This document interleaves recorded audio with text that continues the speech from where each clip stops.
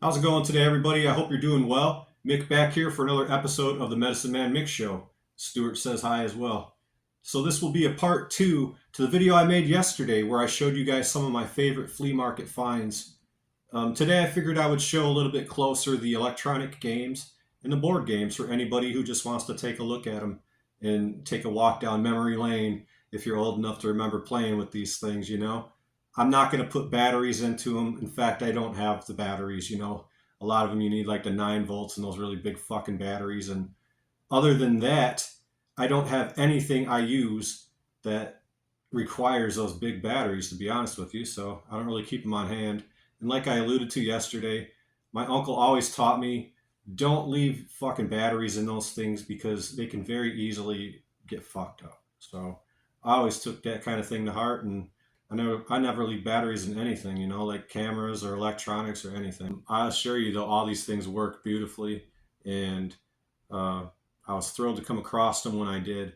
And I like to show them off to you guys. I'm proud of my collection, and I have more things I'm going to show and make videos for. So I hope you guys like to watch these kind of things. If you don't, no worries on my end. If you do, great. So let's get straight into it.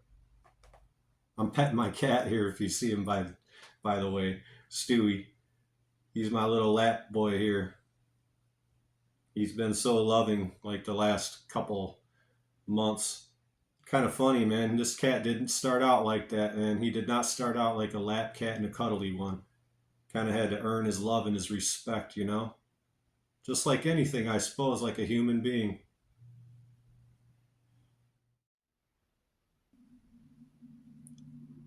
I'm going to work oldest to newest. And by newest, I mean like before 1980. That's the newest I have. We're going to start with the 1954 popular edition of Monopoly from Parker Brothers. I mean, this is self-explanatory. I'm sure everybody has played Monopoly at least once or twice in their life.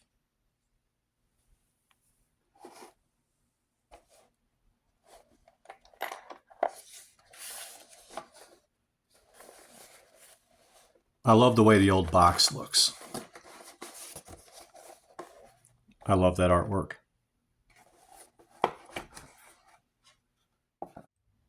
We'll take a quick look inside this box and we'll see that this is complete other than the game board, which I mentioned yesterday. Actually still has the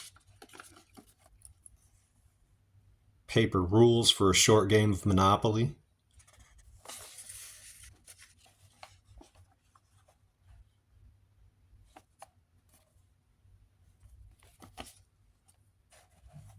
As well as the owner's manual, I suppose this would be.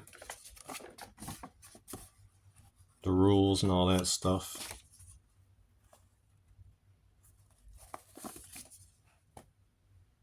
And complete otherwise. It's always weird to have something in your hands that's so old. I mean, I consider this old, 1954. But you can see how far back these actually go. 1936.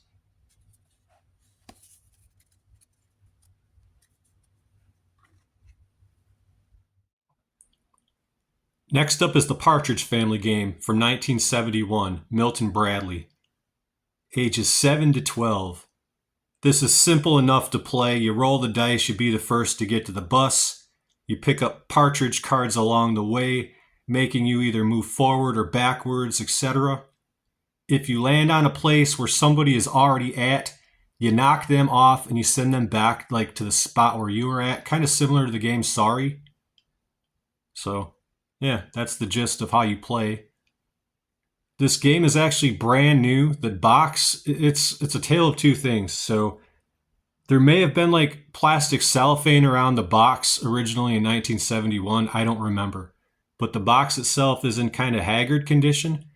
But everything inside it is brand new. And I'll show it to you guys. Just a funny joke real quick. I always thought Danny Bonaducci and fucking Van Morrison looked very similar. Look at Danny Bonaducci right there. And then find an old picture of Van Morrison and tell me who wore that hairstyle better. Ha ha ha. I'll try my best to keep this all in frame, but it's going to be hard just because it's so long, you know.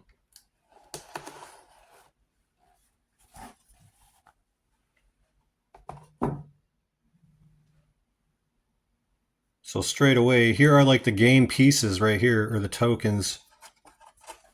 I guess they're the game pieces. A little dirty, but they've never even been punched out, you know?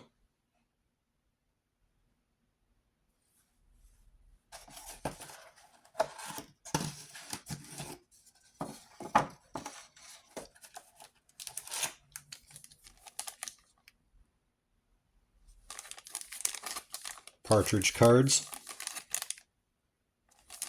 Still in the baggie and everything.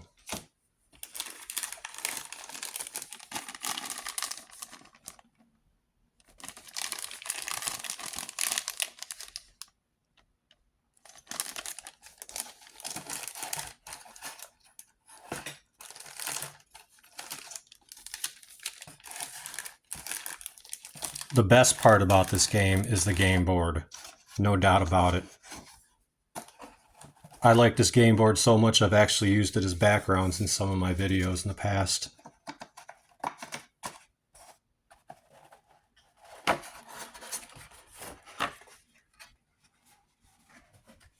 take a look at that game board, man.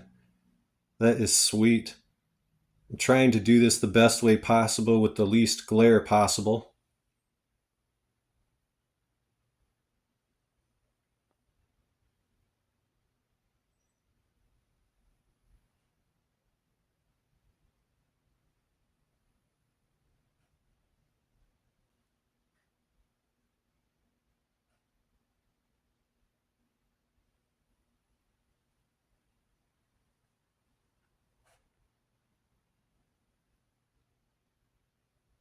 Next up is one I actually forgot to show you guys in the video yesterday, and this is from 1978 from Texas Instruments Incorporated.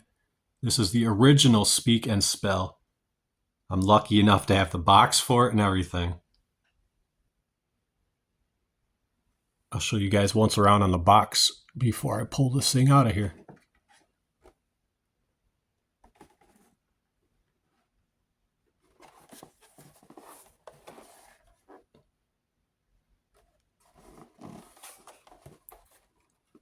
For the most part, for any collectors or people looking into getting into collecting, you can usually tell when something is old, at least pre-19, or we'll say 1978 or before, because they did not introduce the barcode on the items until 1978, I believe.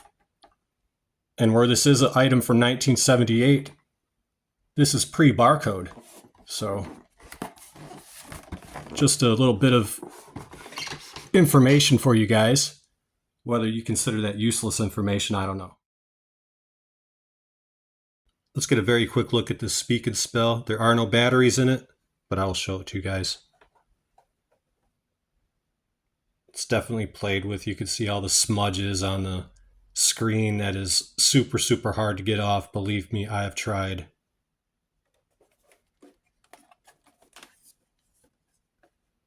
There's your battery compartment right there. Hard to read anything on there because it's all red on red lettering, basically. Battery compartment right there. Uses 4 C-cell batteries. And it does work. I've had this thing on before and having a lot of fucking fun with it, to be honest with you. Next up is Simon from 1978. This was made by Milton Bradley Electronics, and the inventor of this was a guy called Ralph Baer and Howard Morrison. In a nutshell, this game basically gives you a sequence of colors or sounds. You have to match whatever those colors or sounds are in the correct sequence, Simon says, basically. Here's the sides of the box the best I can with the glare and everything.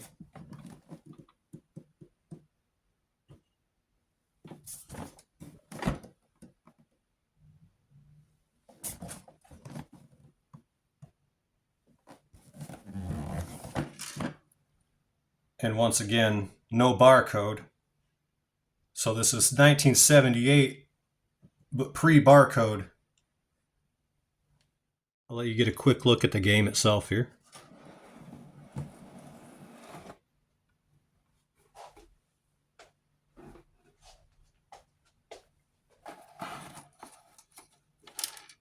And it does have the instruction manual still, which is always nice. So look at this thing. I mean, this is in like brand fucking new condition, practically. Practically. It's like it's never even been played.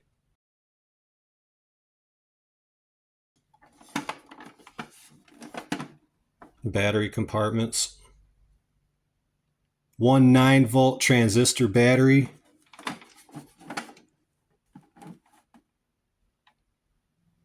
And 2 D-size batteries. Made in the USA, 1978 by Milton Bradley Company. Huh, that's interesting.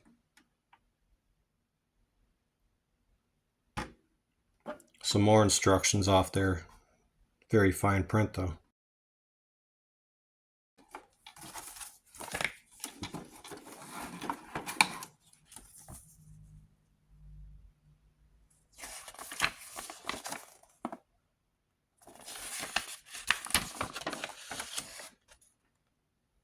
It's always nice to come across things complete. But I'm not a snob like that where if I collect something and it's not complete, sometimes I just don't care, you know?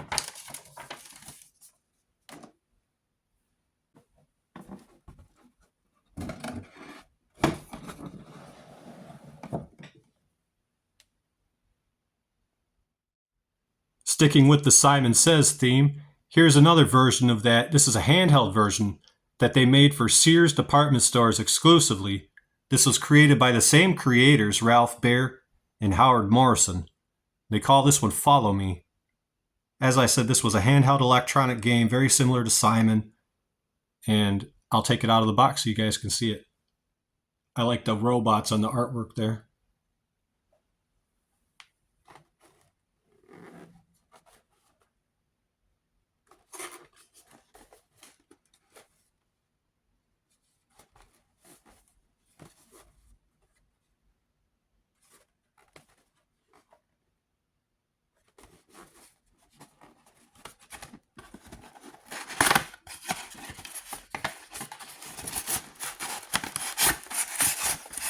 This is another one that I was lucky enough to get it with the instruction manual. So we'll look at the manual first.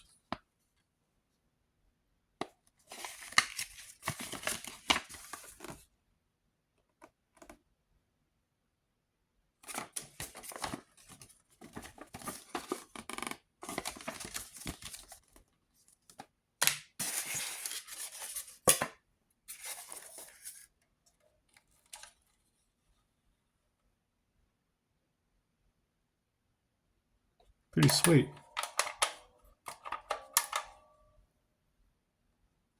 So one thing about this is it is missing the back little fucking thing for the battery there.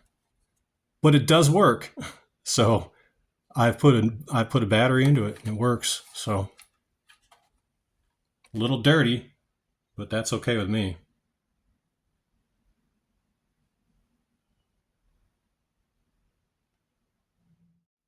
Finally, my favorite pickup for electronic games that I've come across so far out in flea markets is Maniac from 1979. This was made by Ideal Toy Corporation, and this was actually created by the same guy who created Simon, Ralph Baer. From everything I've read, this game is kind of rare to come across because it wasn't that popular when it was sold in stores, because it was hard for people to understand and hard for people to learn how to play. So I suppose they didn't sell many of them. That kind of makes it a rare piece. There are 4 game modes on this. Musical Maniac, Sounds Abound, Look Twice, and Your Time's Up. This is basically a game that likes to test your memory and how quick you can react.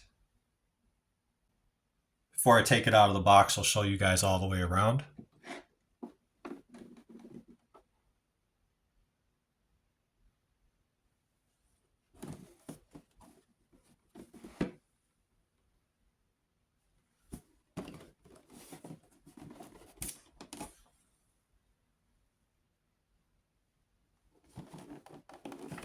basically the same on all four sides.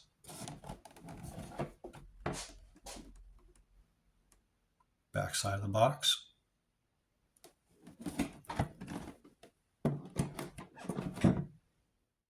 I think this electronic game has one of the most interesting designs for a game of the time, you know, for the time.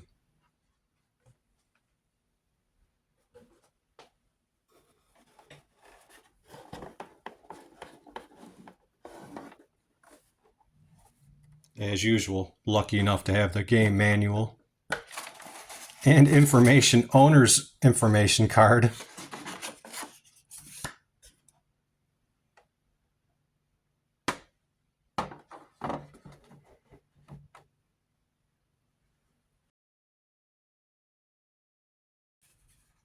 Before I show you the game,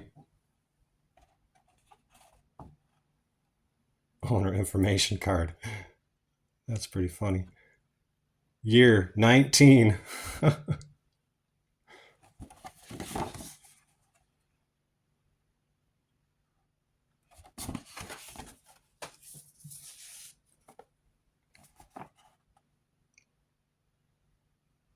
Four C-cell batteries.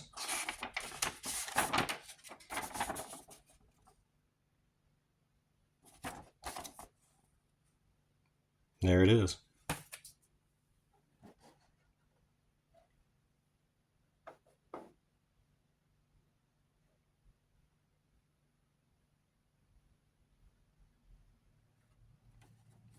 So you obviously press these down right here. On, off.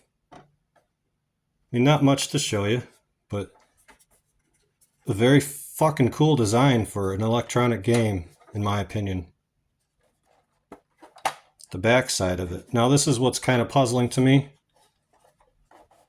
This is white and the rest of it is brown. So I don't know if this is a part that somebody put on afterwards or if this was original. So if anybody had this toy, like original, let me know. I'm curious if the battery compartment flap is original or if it was brown. Just kind of a interesting little thing there, but be that as it may, it works like a charm and it's a cool pickup. That's about all the time I have for this video, guys. I like taking a trip down memory lane and hope you guys liked it too. We'll see you guys around the next time.